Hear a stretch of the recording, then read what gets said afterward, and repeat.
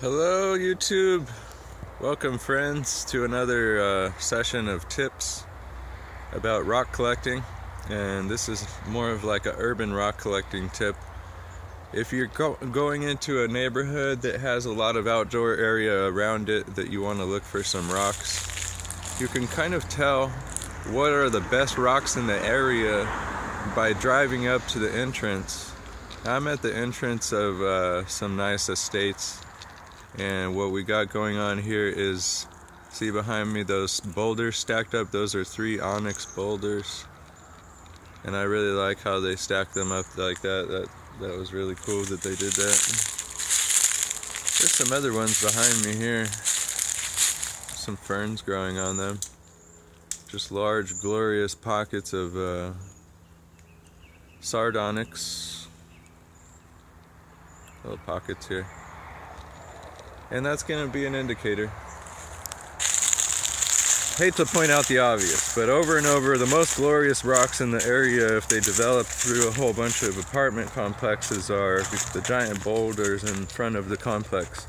Happens over and over again. They go, hey, you want to use these big boulders in your condos? And they say, yeah, those look great. Throw them there. Make it obvious to all the rock hounds exactly what's here. So they could identify the most glorious places to look for rocks. So that's another rock collecting tip. Another one is street names. Like say if it says Sapphire Canyon, maybe there's some sapphires there. Quartz Creek, there might be some quartz. Sunstone Avenue. How about it? Sorry these are so obvious. I'm trying to point out things that you're just looking right past. But here's another tip. And this is painful. I don't really want to come in this way. I'm feeling kind of dehydrated today. And I don't even have any water. I just have a cup. And